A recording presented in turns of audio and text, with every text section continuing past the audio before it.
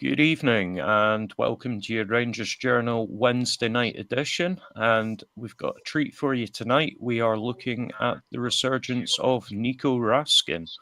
To be honest, I'm going to put my cards on the table up front. Probably one of my favourite players in the team at the minute. I do really like him, so I will try not to overdo the praise on him, and I'm sure these guys will keep me realistic. With me tonight, so we've got a few folk on, as you can see. First up, most of our regular viewers will know Scott from Not Another Rangers podcast. How you doing, Scott? I'm okay, Dave. Glad to be on again yourselves. I enjoy coming on here, speaking with you guys. It's something a bit different and it's somebody else to bounce off of. You know what I mean? So I enjoy these. So thanks for having me on. No, it's a pleasure as always, mate. Ryan, hiding there on your phone screen. How you doing, buddy? Good, bro. Good. Glad to be back on, man.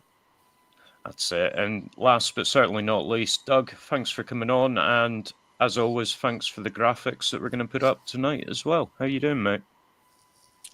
My pleasure. I'm not doing too bad. I'm noticing the guests seem to have come all prepared with caps, so easily to tell us apart. So yeah, I'm doing good, mate. How about yourself? Yeah, I'm good. Just kind of hide the baldy napper, you know. Between the winger and the manager, it's in style at the minute, mate. That's a fashion, right? That's it. So, as you will all know, you can follow us on all the major social media channels. We're available on Twitter, Instagram, TikTok, Blue Sky, and last but certainly not least, Facebook, which actually starts off tonight's show. On there, I'm sure many of you will know, there's a chap called Loyal Blue, and he's popped up a post that we just want to give a shout out from the journal, see if anyone that is attending the match is able to help get this going. So you can see the post up there. Long story short, Loyal Blue's father has sadly passed away. He was 67 at the time. For some strange reason, Loyal Blue doesn't really want to do anything on the 67th minute. Can't imagine why. But his father was born in 1957, apparently. So what he's looking for is as many fans as possible could look to do an applause on the 57th minute in the Dundee. Of a coup, actually, to get him along to the club. He came in, he struck up a partnership with Nico Raskin.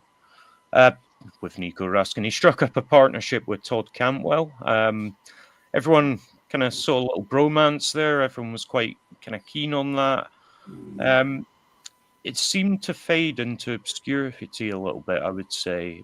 He started really brightly and then had a fairly stop-start season last season. But now he has really come on into a game, I would suggest, and I think a lot of the fans are seeing that. Now, I guess just before we delve right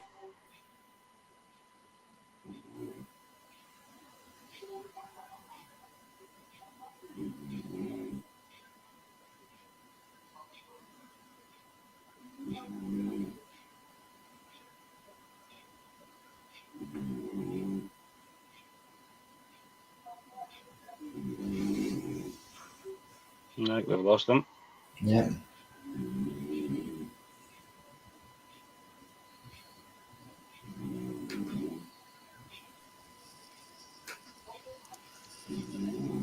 I think we might have lost Dave for the moment, so we'll chat amongst ourselves. Dave was talking about Raskin being one of his favourite players a minute ago. Scott, what have your thoughts been on Raskin since he's come in? Just before I start, you hear my dog snoring in the background. I apologise. It does this every time. I'm usually up the loft, but I'm up there at night, so I'm down in the living room and the dog's lying here and he snores and he can get louder than that, so I apologise. Listen, Raskin came in, he was brought in with a lot of kind of potential, wasn't he? He was brought in with about thinking, we signed this guy for Belgium, he's going to be a future Belgium internationalist. He's one of these players we could bring in, make some money on and ship back out for a profit. And he started off really well. Like Dave mentioned, when he came in, he formed a good partnership with Cantwell especially, but other players on the side, and he was showing what he could offer.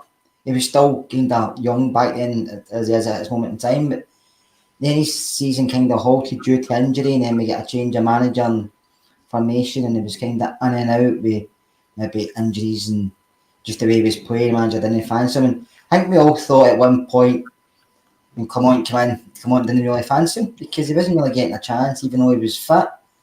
But since he's come back into the side, he's hit the ground running, and I just touched your mood, and I'll even touch my dog who's not here.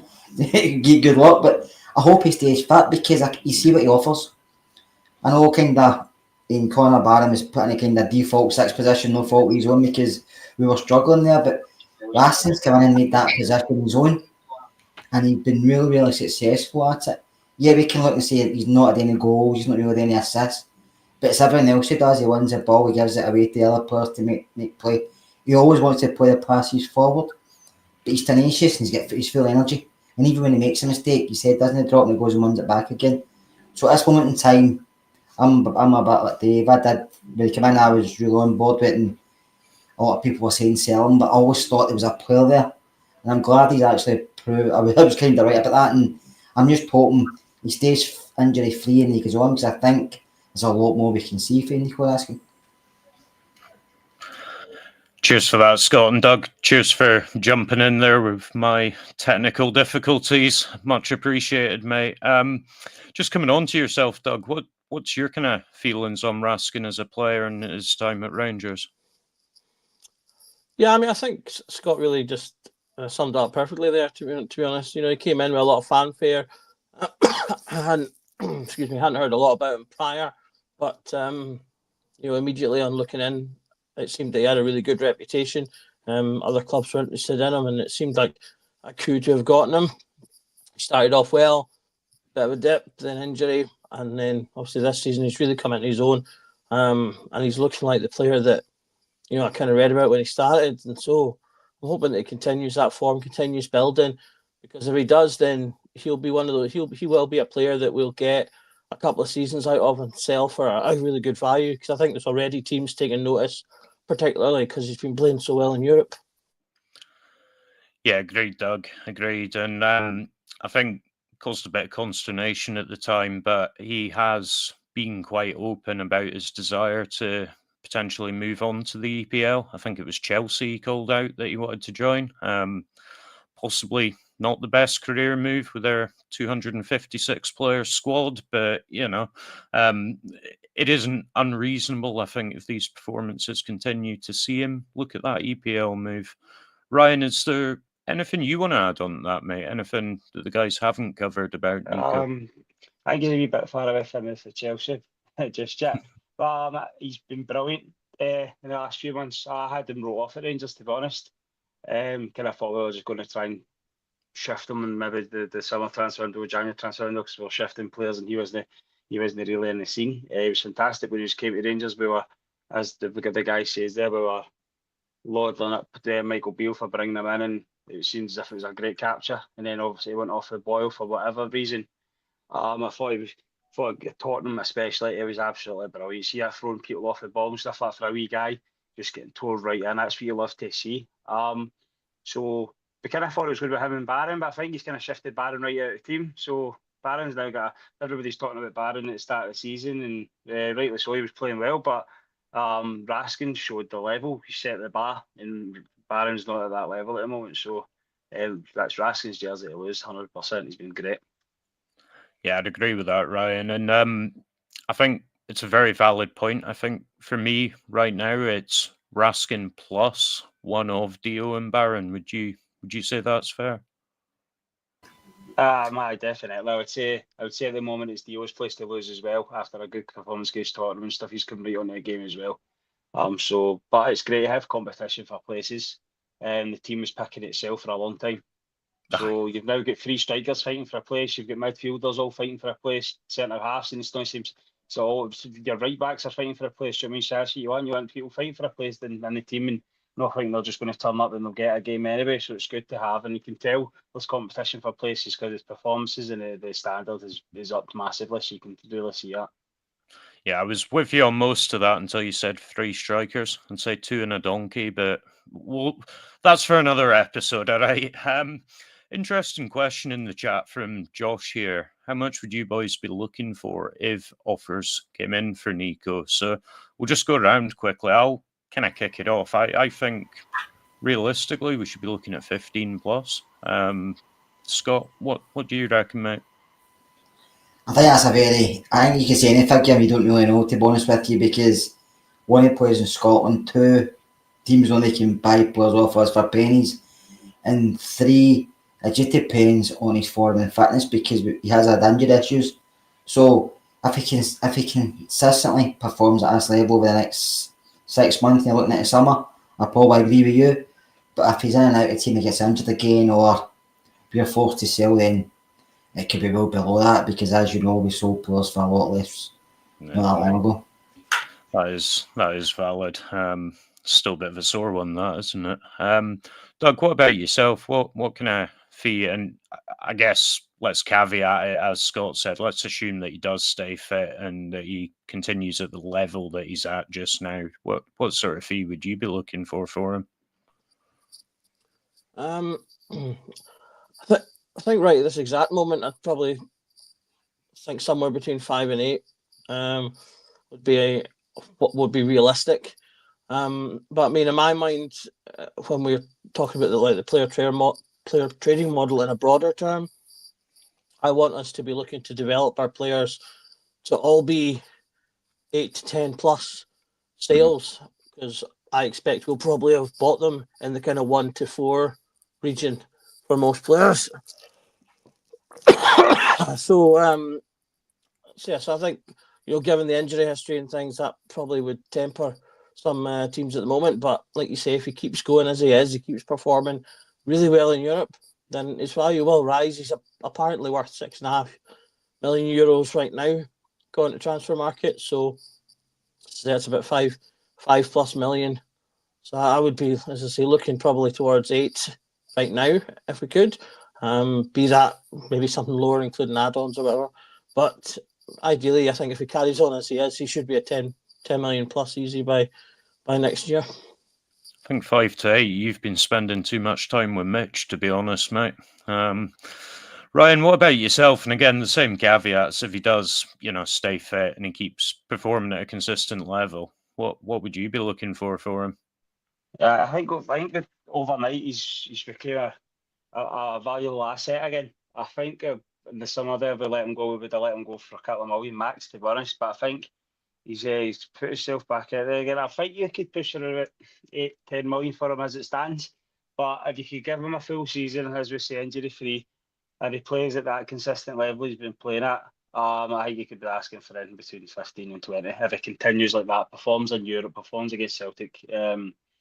He's really surprised me how well he's played and how much he's turned around. It shows a lot of mental strength as well as his physical and ability. It shows that he's got a bit about him as well to come back for kind of the depths at Rangers, and looks as if it was over for him. Now he's the name on everybody's lips. So it shows showing great character on it as well. 22 years old, so I would like to push him at 50 million at the end of the season if we can keep him playing his way he's playing. Yeah, and I think Dave, sorry, if it is Chelsea, they'll probably buy him for more than that because they spend so much money and so many players that don't even perform for them and end up getting put elsewhere. I think they bought somebody for 30 million. Playing for a D team.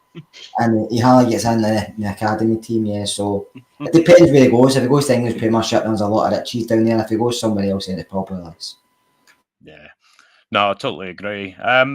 So the first of the slides that Doug's kind of prepped up for us, just taking a look at him, and it's just a comparison from last year to this year. Now, you can see the goals and assists are low in both seasons. I don't think that's really what he's renowned for. And yeah, I'd love it if he could chip in with 5-10 goals, but realistically, I think he sits that bit further back that you're not necessarily going to get that on a regular basis from him. I think what does interest me is some of these other metrics, folks. So just looking at the pass accuracy, it's a fairly decent sample size this season now. It's not like we've just played a couple of games, and he's up at 90%.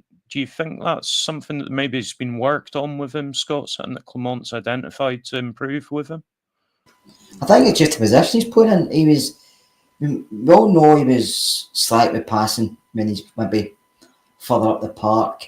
But I think when he sits what he's doing, he's controlled maybe between the defence and midfield, and he's that area of play he has to operate on himself, and he's roaming and tidying things up and cleaning things up. A lot of his passing is going to be sideways or to the back, but like I said earlier, when he does get the ball, I've just seen the one he ran through into the box, beat a couple of players and laid it off. I think he has that in his game, and he does like to play the ball forward. But when he does pass forward at times, you see him put a bit of fizz in the ball. You watch Spurs all week, I know they won the great, but when they were passing the ball, they were putting something on it so it was getting directly to their guy, or they were fizzing it along the surface. Whereas some of our players don't, but I think Raskin does that quite a lot, so it actually gets to the play he's aiming at. But I think it's just all confidence with Nico Raskin. I think it's confidence in the level of football that he's playing in. The manager believing in him, do you know what I mean? And getting a rapport with his teammates he's playing with, and just staying injury free. I think that's a big thing for him, injury free. And you forget, Dave, he's only 22, but he's been about for a while, but you forget he's still a young boy, and you can see the improvement he's made in the short space of time he's been in. And that's been a big difference between us and how the team and in the team. And at the time before he came in, there was not a lot of clamour for Nico to come back into the side, because a lot of us have forgot what he could do or what he can offer. But since he's come back, we've looked at a different side. So fair play to him. But his passing has been really good. But I think, like I say, they all have to do with winning the ball in simple layoffs or putting some fizz in it so it does reach you where he's targeting. Yeah, agreed. And Doug, just coming on to chances created, obviously he's a wee bit lower, but we're not even half season yet. Plenty of time to add to that. Do you expect him to surpass last season's? Do you think he'll be roughly about the same, or do you think he'll blow that away? Especially given that he's not played a lot of this season. Yeah, I expect he'll probably surpass most of his metrics. I mean, there's already a few that he's trending higher on as it stands, and I think he can do better. I mean, touching on things like, he's a more defensive player, so we don't expect him to bang in loads of goals or get loads of assists and things like that. But I do think adding a little bit of that to his game is the type of thing that will take him to the next level. Because particularly if you are playing in the big teams, they do expect a little bit of everything. And I think we should be pushing him to do the same. That's your primary goal is this, your defensive work, which can be just as valuable as a goal, keeping teams out. But at the same time, I think we should be saying to him, look, you want to try and join attacks when you can and get, just a handful of goals is enough for your more defensive players. I mean, it's the same with your defenders. Their primary goal is to defend, but we still expect them to get a handful of goals every season. Because one goal here and there can make a difference from these players, and so that's kind of the area I think he can make the improvements in. I think he'll make steady improvements in the rest, because that's what he'll be doing. It's his bread and butter, and that's the part that he should be kind of challenging himself to try and contribute more in. Just sticking with you a sec, Doug. I just want to talk about the tackles one and get your take on that, because you're our tactics resident in the journal here. What do you make of the fact that his tackles one percentage has actually gone down? Do you think that's maybe been a bit more cautious about the tackles he is making? Do you think he's kind of pulling out a bit? What could be the thought behind that? Well, I think we've not really had a lot of games that I've been very much give them the opportunity. I think as much, particularly the domestic matches, which these are league stats, because a lot of our kind of early games were quite kind of picky. We either were playing really well and beating Ross County by 6 goals, or it's a bit of a back and forth. And he was obviously not. He didn't actually play quite as much in some of the earlier games as well. Because as Ryan noted, Barron was kind of the man of the hour in the earlier part of the season, so I think it's maybe just a reflection of that.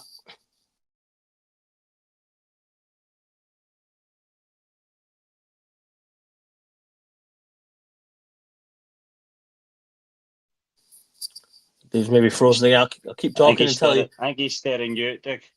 That's it. He's furious. He's furious. I dare to criticise his favourite player. Look up. But I see movement. We've got you back. Yeah. Right. So, as I was saying, Raskin is perfect in every way. Aye. That's it, Paul. Oh, no. Go on again. I'll throw it over to you, Ryan, for a wee second. Is there anything in particular that you're seeing in those numbers that stand out to you? For me, it's a pass accuracy and duels one. In that position he's in, the duels are very important. He's the first line of defence before it gets into the defence, so it's important that he wins his duels. The more duels he wins, the more protected the back four are. But pass accuracy, I think that just kind of tells me the position he's in again. So he's making those A to B passes, simple passes, but somebody's got to do it. It's got to. You need the player in your team that's going to make those simple passes and get in those wee small areas in your third where you're going to go on the ball and pass the ball down, zip it about. He's confident enough to take it. He's been caught out a couple of times, as we've seen as well. Maybe a wee bit too lax days ago, but that'll come with games experience. So I'm happy with his pass accuracy, and the duels one's important for me, big time.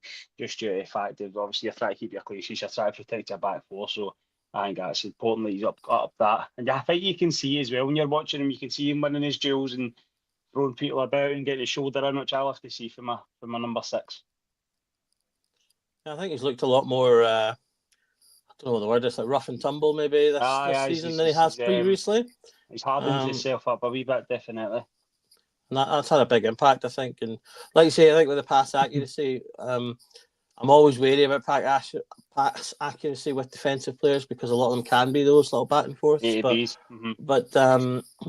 But he has, I forget who it was that mentioned it, but someone did mention that I do recall seeing him being quite forward facing a lot of the time. So I think a bit of that is from his passing changing as well. He does come back and get the ball and immediately turn and start looking in front of him of what's going on. It kind of reminds me of what I used to see from players like Carrick and Scholes when they went at their heights. They would get the ball and they're immediately turning around and scanning in front of them. Where what's happening in front of me in the pitch, and Raskin does that a lot, I think as well. But, I agree with that, mate.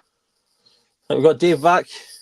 Aye, Dave is back for at least now. I think I'm going to have to buy another Ethernet cable like one of the watchers was saying earlier, to be honest. Pain in the backside. Right, thanks for covering, Doug. And yeah, I think we've kind of gone through these. So next up, I just wanted to have a look at him compared to some of our other players that play in similar position. So again, thanks, Doug, for putting this together. You've got the 3 main contenders here, Raskin, Barron, and Diamande. Doug, talk us through the kind of main points that you pull out from this.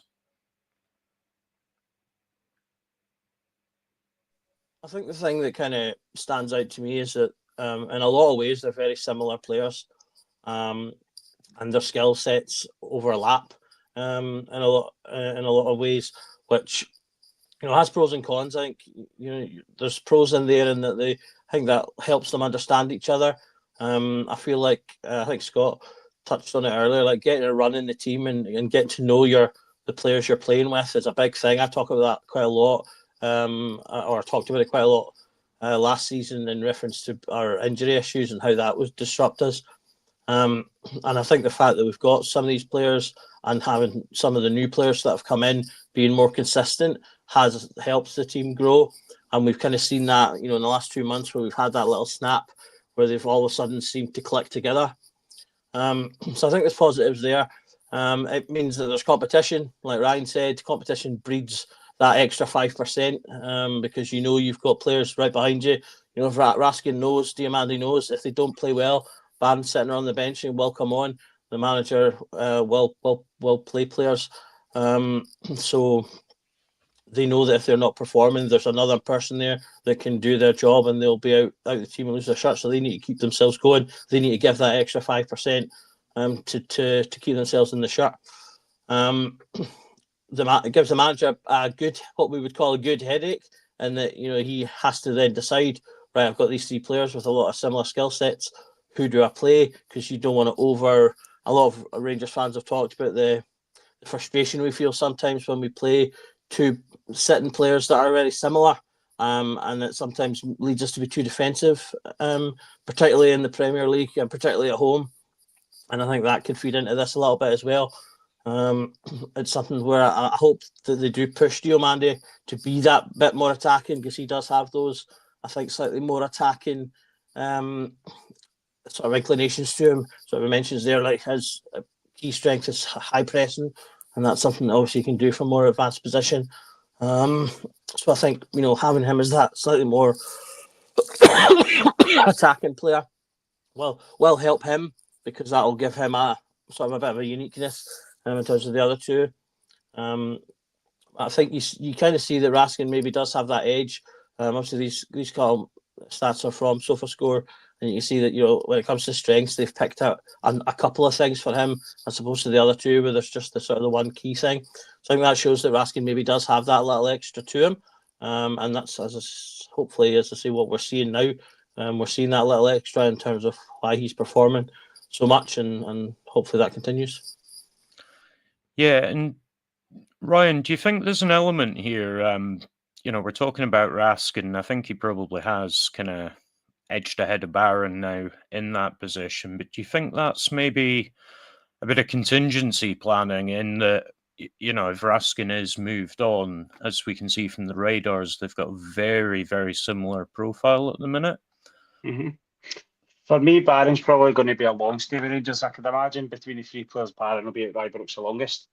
I feel just the foreign players go for more money and see what you get their moves rather than the Scottish players. So I'd imagine Barron will be here with us for the long haul. A spell on the bench won't do him any harm either. It's a chance for him to kind of watch a game from the side, and takes him out of the limelight as well, because he was under a lot of pressure as well. There's a lot of pressure on his shoulders because he was playing so well to start with. So for me, every kind of player that you've seen take a spell on the bench from Clermont has come back from that being a better player. Well, I would say the majority have. They even look at like Tavernier and stuff, and you take guys out of the team. There's a chance for them. It's a chance for them to have a look at the game from all eyes, if you know what I mean. But Barron's more than capable. But I think right now Raskin's on hot form, so Barron will just need to wait his turn just now. Yep, agreed. One of the kind of things that was called out before, so it was RFC 72. He's talking about a flat three midfield. Do you think actually the three of them could kind of combine into a very solid midfield, or do you think it's potentially a bit more defensive than we would need in most games, Scott? I think I kind of agree in a way when you say defensively. I think it depends who our opposition are. I think the way we are playing just now, we like the two wide men, the 10 and the attacker, I think having the 4 people going forward is actually better for us than it is for the opposition, because it makes us look to come out more. I think when we were playing two holders at the start of trying to sit with two, we were doing a lot of stuff like Dessers was up front, which was a big difference, but we were doing a lot of stuff side to side or backwards. We weren't getting forward as quick. And I know a lot of people, well, not a lot, but I know some people have criticised the way we played on Sunday, but I thought it was the right way to play, because I don't think we've got a lot of the players to play to the back through lines, and I don't think that's the strength of that team. I think the strength of this team is getting forward quicker. I think that's why you get the 4 there. I think we can win the ball for the press. I think the press can be really good when Diomande's on his game. But I do think the 3 of them will come in and out of games. I do think he'll mix it about. I'm not sure is Raskin will get a suspension coming out shortly for either the league or the Europa League. I think he get one booking. He was one booking away or something. I could be wrong, but I'm sure I heard that. But I think they will need races at times, all 3 of them. And I think Barron's played probably a lot more games than we expected at this time, but he's done really well. So I think the 3 boys here, they're at a good age. They're still learning the game, but they've got a bit more confidence the way they're playing just now. They're enjoying it, and you can see they're enjoying it. And I think Diomande's a confidence player, so I think he looks better when he's confident. Raskin and Barron's slightly different. They like to get stuck in. Barron's a bit more, it's last ditch tackles we call it at times, because he's maybe Terrier. he's not got the awareness that Raskin's got about the part whereas positional wise, as in the thing he says there.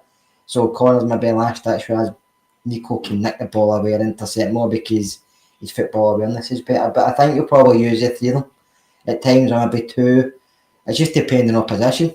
But I think we have to go the way the season's turned at the moment, or the way we've played the turn at the last few games. It's been since he started with. Probably since Hadji's come back in, to be fair. But it's been him there as a 10, the two wide and one up front. Or even like a man and Daniel together. A really good Cherney Hadji. Because it puts opposition in the back foot because they've got four guys thinking like they can all hurt us instead of just one up top himself. So I think we have to stick with what's working. I don't think we could go back to a flat two. I didn't like that anyway. I didn't like two holders. I don't think you need them in Scottish football. No matter who we're playing, I don't think you need two sitters there. If you get three midfielders like that, or even two, it works. You don't need two holders. Yeah, I think that makes sense. And I think it's a really interesting point as well about the age of them. Doug, I can see you've chipped in the comments there. Do you think there's an argument that it would be beneficial to have someone with more experience in there for these guys to kind of work alongside, or are you quite happy with the kind of age profile of these guys? I think it's a bit of a catch-22, to be honest, because I think for me the other thing that stands out, as well as kind of the age profile, is if you look at the games played along the bottom, they've played almost identical numbers of games. And when you talk about, particularly if you think about someone, if Barron, for say, is going to be here longer, you see a lot more like young players are playing way more football at a younger age, at higher levels, which is leading to what we see when players are hitting their 30s and they're starting to burn out really quicker than they perhaps used to, because they've played so much football when they were younger. So, having the three similar players you can spread your games across is beneficial. Having them be able to learn together is beneficial, grow together, and develop are all plus points. And it also means that, from our point of view, in terms of, we're going to want to sell players at some point. Having a wee crop there means, for example, say the end of the season we do end up selling Raskin, you've still got, two players who have played plenty of football, who are fast playing at a similar level, that are ready to just come in and replace him, and then we bring in someone behind him. The downside to bringing in the experience, obviously the experience adds to their development. They can learn from wherever that player is. You need to pick the right player because it's not just enough to be experienced. You need to be able to impart your knowledge. You can't just say, "Oh, well, I kick it this way and it goes in the goal." You need to be able to actually. Fine and simple. You need to be able to actually impart your wisdom in a teachable way. So it needs to be the right profile of person. But then also, if you do bring in that player, someone's getting less minutes then. So, for example, right now, if we were to bring in a more experienced player, I think you'd potentially see Diomande play less. Because I think the kind of unfortunate for the three, because the three of them were all playing to begin with. And then I think kind of like one of the key changes has been with Hadji coming in and playing in that more advanced midfield position, be that in the 10 or if he's out wide and allowing Barami to come in. That's kind of meant that it's forced a decision, I think, with Clement having to then decide between Barron and Diomande because Raskin had nailed himself down. And that was then the difference because and that's why I think that's why Diomande tends to play slightly more because he's, Raskin's the sitter and he's got more in common with Barron. Whereas Diomande, as I say, he's got that little bit more kind of slightly more attacking, so he kind of sits nicely in between your player sitting and your Hadji who's more advanced. And Diomande kind of sits nicely in the middle in terms of having a bit of the both and be able to link those two sides. So that's why I think he kind of plays. So if you're bringing in another player, I think you'd have to be looking at, well, am I going to bring in someone who's going to replace Raskin, or am I going to bring in someone who's going to take Dio's place? And I think it's probably more likely that it would be Dio, given the way that they're playing. But I don't know. So that'd be the downside. I kind of feel like the way that their form has been, I think that there's slightly less need for it than maybe there was a month ago, 2 months ago, and other areas that we need to prioritise. I think we need another striker more than we need another midfielder. I think we need another defender, centre back, more than we need another midfielder. So I would probably be prioritising those two now, whereas before I probably wouldn't. Maybe wouldn't have gone for a defender before, or I'm not ahead of it anyway. But I think the way things have changed, that adjusts the priorities a little. I tend to agree. I think actually a centre back for me is probably the most important position to target. But you do realise Cammy's probably going to be coming for you now, Doug. He is absolutely desperate for us to get another 6 in. Ryan, I'll come to you next. So, in an ideal world, and I totally get football doesn't work like this, it doesn't all fall into place nicely, but how do you kind of see the timeline for Nico Raskin going in his Rangers career? In regards how long he'll be at Rangers, or Yeah, how long he'll be here, Yeah, how long best to sell him, etc. yeah, I think we just got to got to move them on when they're hot. I think we had the problem previously of hold on to players a little bit too long. I.e., kind of Morelos offered reported 60 million euros for him at one point, and we knocked it back. And do you know what I mean? And like so we've let a lot of players go, let them run their contracts and stuff. We've done it well with Bassey, we did it well with Patterson. So we've got to get them when the players are hot. I know it's hard to get rid of players. So if Raskin goes and gets player of the year for us and he's outstanding, it's hard to say, oh, well, we need to shift him now. But that's just the way it is now. We can't hang on to players because that's the harsh reality now is we need to move them on. But the most important thing, which I really struggle with Rangers, is if we move them on, if we get the right guys for recruiting the next guy to come in. See, I don't want to talk about across the road, but it seems as if across the road they sell a player for 25 million, bring in a guy in for 2 million, and he goes for 25 million.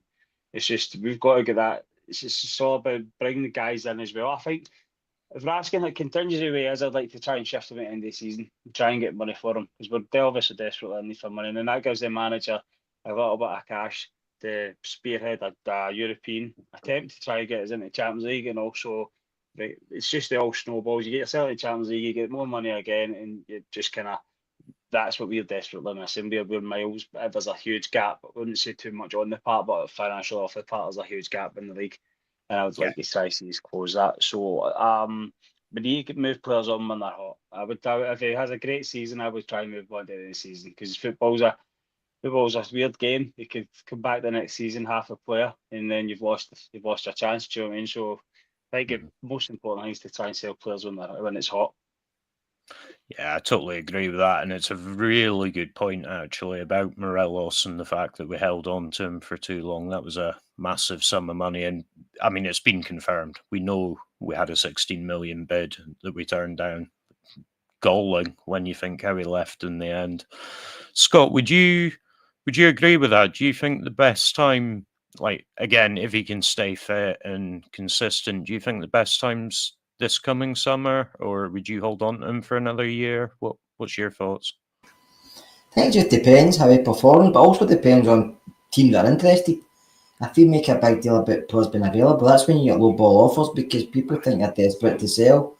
So like if this summer. basically, yeah, it's all right for a bag of crisps. It's like it's like if he does really well all the rest of the season and he is hot, then teams will be interested. But I think everybody at Rangers at this point in time, no player is not sellable. It just depends on what offers. We have to consider all offers. There comes a time where you can't say he's not for sale, but he is. Everybody has a price, and if you get a good offer, you consider it because imagine like having a 1 or 2 players he's got an eye on, and we can bring them in and still have money left.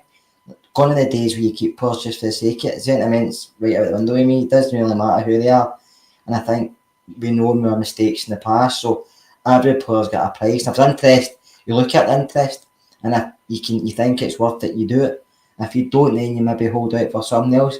You like when there's a few teams interested, right enough, not just one, but a few teams. So it's up to every player. Listen, every player, no matter who it is, we all know Rangers. We all think Rangers are the biggest and best club in the world. To us, they are. But as a footballer, they know there's riches out there if they can get to that level. And English Premiership's probably where they want to play because a season or 2 contract set shut for life, doesn't it? So even if you don't play many games, so I think they all want to get down there for the finance side of it, and then maybe look elsewhere. But so every player's got a price, Dave, and if they play well, which we want them to do, then we move them on and we keep buying. But I think going back to number 6 to bring an experienced midfielder, not for me. I was at the start, but not anymore. No way the 3 guys here. Plus, I'd like to see Cole McKinnon and Bailey Rice getting more minutes just to see what they've got to offer.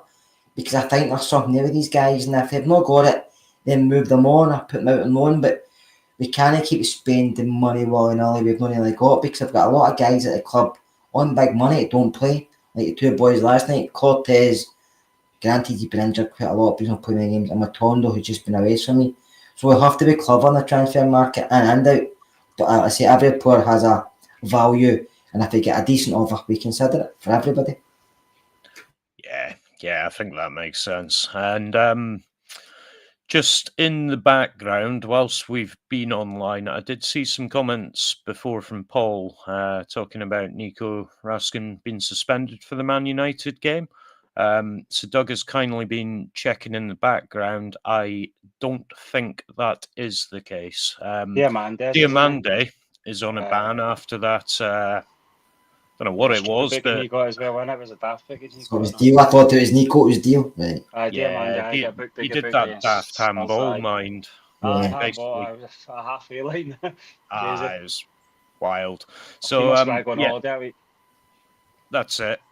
Must fancy a break. So Dio's missing for the Man U game. Nico Raskin and Barron will both be available, although Barron is one off a suspension as well. So if he picks up one in the Man U game, potentially then goes on to miss the USG game. Okay, so last up before we finish, guys. Where do you see Nico Raskin being in contention for Player of the Year? And I get it's early. I get there's going to be loads of caveats, but just be bold and tell me why Nico Raskin is going to be the Player of the Year. So we'll come to you first, Scott. What, jokes aside, do you think he will be in contention, or do you think he's a bit off it? I think he will be if he continues his form and stays injury free. Because at this moment in time, since he's come back, he's been one of the catalysts that's got the season back up and running. Now, we were all sitting here 3 or 4 weeks ago thinking everything was bleak, everything was written off. And I'm not going to sit here and say we're going to win the Scottish Cup and we're going to claw back in the league. That's not what I'm saying. But what I'm sitting here and saying is, for the last 4 weeks to this, there's still some doom and gloom about. But players like Raskin, Hadji, Danilo, they've turned the season a wee bit for us, and we can see progress coming for the players. And we can see a wee bit of light at the end of that big long tunnel, do you know that way? So I think Raskin has been the catalyst for that, because I think the midfield has been doing a lot better. We've been conceding less goals. We've been looking more adventurous going forward, and I think he's one of the guys that's helped that. So if he can stay injury free and keep his performances up consistently, why not? Because we can see what he offers. And if he can do it throughout the rest of the season, then he's going to be me a shout. Okay, and Doug, same question to yourself, mate. Do you think he'll be in contention? Paul carries on, definitely. He'll be in the conversation. He's got the disadvantage, and the defensive players are always a little bit behind attackers when it comes to awards like that.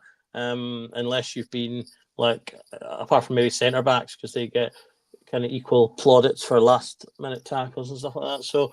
But I definitely think he'll be in the conversation. Like Scott said, he's been a really key part to the turnaround in our form. If we do go on a decent European run, I think he'll be a key part of that in particular. Whereas it'll be the attackers probably that'll pull us back into a respectable position in the league. Like a man being sort of a new shiny player who's come in, scoring for fun, 4-4 or 5-5. He's captured a lot of imagination. If he carries on, I think he'll be up there. A lot of fans will be really chuffed with him, especially because they're so sick of Dessers. That whole thing will push him ahead. And then Cherney's been having a really good season. I think he'll probably be in the running if he continues. So I think those 3 for me, as it stands at this moment in time, were everything to stay the same. I think they'll be the 3 players that I think everyone will be talking about.